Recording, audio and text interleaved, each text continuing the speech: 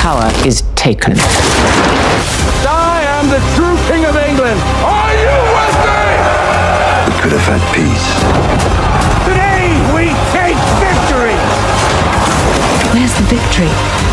The whole world burns to achieve it.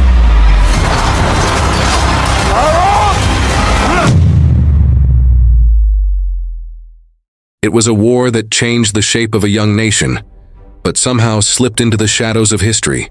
No soaring monuments, no blockbuster movies, no endless retellings in classrooms. Yet the War of 1812 was the conflict that nearly erased the United States from the map before it even had a chance to grow. This was the forgotten fight between America and Britain, a war filled with burned capitals, desperate battles, heroic stands, and a peace that left everyone claiming victory, even if the scars told a different story. But why did America, barely 30 years old, take on the might of the world's greatest empire for a second time?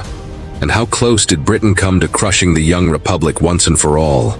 To answer that, we have to go back to the simmering tensions that boiled over into a war almost no one truly wanted, yet no one could avoid. In the early 1800s, the United States was caught between giants. Britain and France were locked in the Napoleonic Wars, and both sides wanted to strangle the other's trade.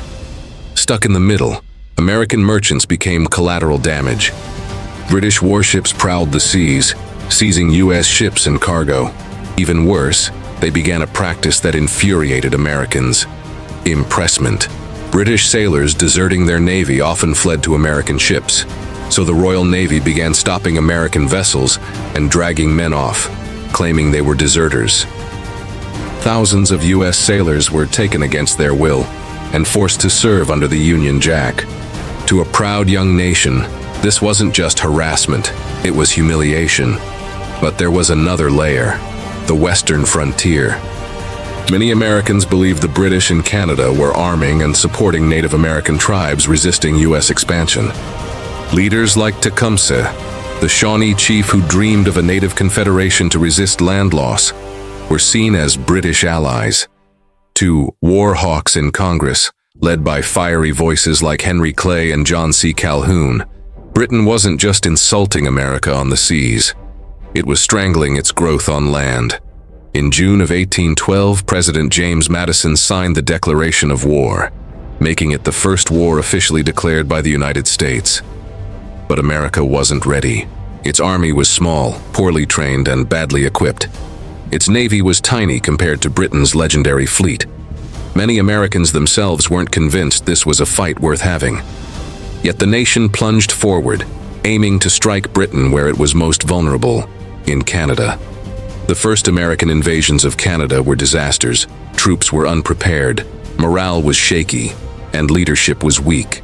At Detroit, an entire U.S. Army surrendered without firing a shot. At Queenston Heights, militia forces refused to cross the river, leaving regular soldiers stranded against British and Native troops.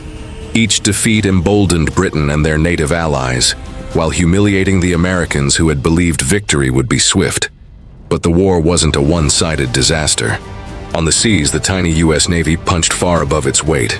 Ships like the USS Constitution, nicknamed Old Ironsides, after enemy cannonballs seemed to bounce off her thick hull, scored shocking victories over British frigates. These duels electrified American pride. For a nation constantly overshadowed by Britain's naval supremacy, every captured ship was a symbol that the United States could stand tall on the world stage. And then there was the Frontier War. Tecumseh's Confederation fought fiercely alongside the British, winning victories that stunned American forces. But in 1813, at the Battle of the Thames, Tecumseh was killed. His dream of a united Native resistance died with him, and the balance of power in the West began to shift. For many Native nations, the War of 1812 was more than a fight between America and Britain. It was a last stand for their homelands. Meanwhile, the war dragged on. In Europe, Britain's focus was still locked on Napoleon. But by 1814, with Napoleon defeated and exiled to Elba, Britain could finally turn its full attention to America. What came next was the darkest chapter of the war. British forces invaded the Chesapeake, marching on Washington, D.C. In August 1814, they burned the Capitol. The White House, the Capitol, government offices, flames lit the night sky as the city was left in ruins. President Madison barely escaped. To the young republic, it was a humiliation almost too great to bear. Imagine watching your capital turn to ash by the very enemy you had sworn independence from just a generation earlier.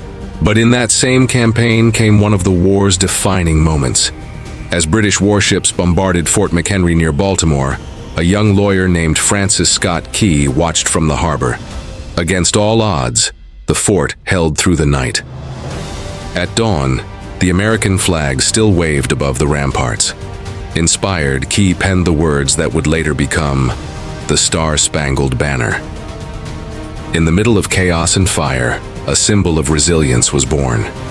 In the north, battles raged across the Great Lakes.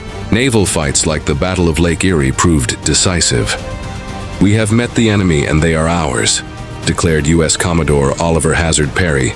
After capturing an entire British squadron, these victories gave Americans hope, showing that even against the greatest empire on earth, they could strike blows that mattered. And then came New Orleans. In early 1815, a massive British force launched an attack on the southern port city, aiming to control the Mississippi River.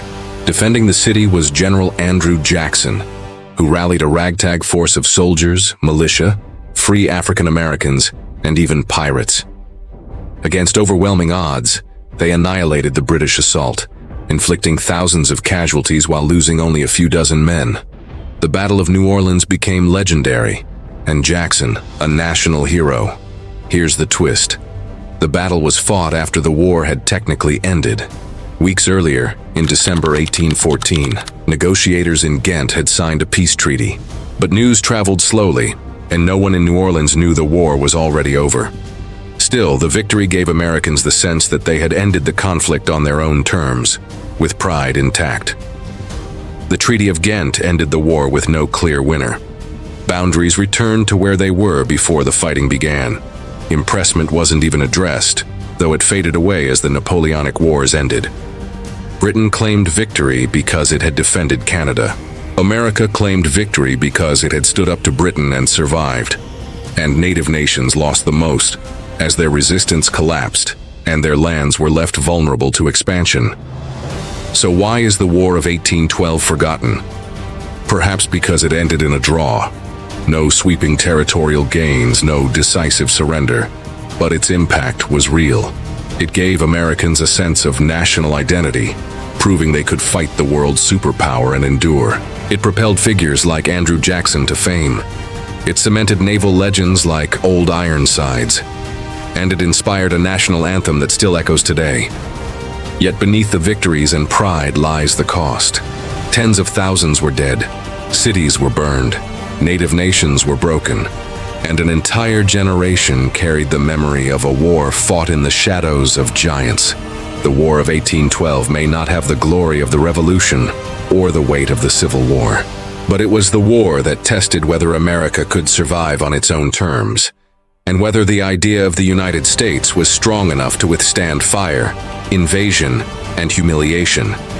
Because sometimes the most important wars aren't the ones we remember, they're the ones we almost forget. If you enjoyed this deep dive into history's forgotten battles, make sure to like this video, subscribe to the channel, and hit the notification bell so you never miss the untold stories that shaped our world.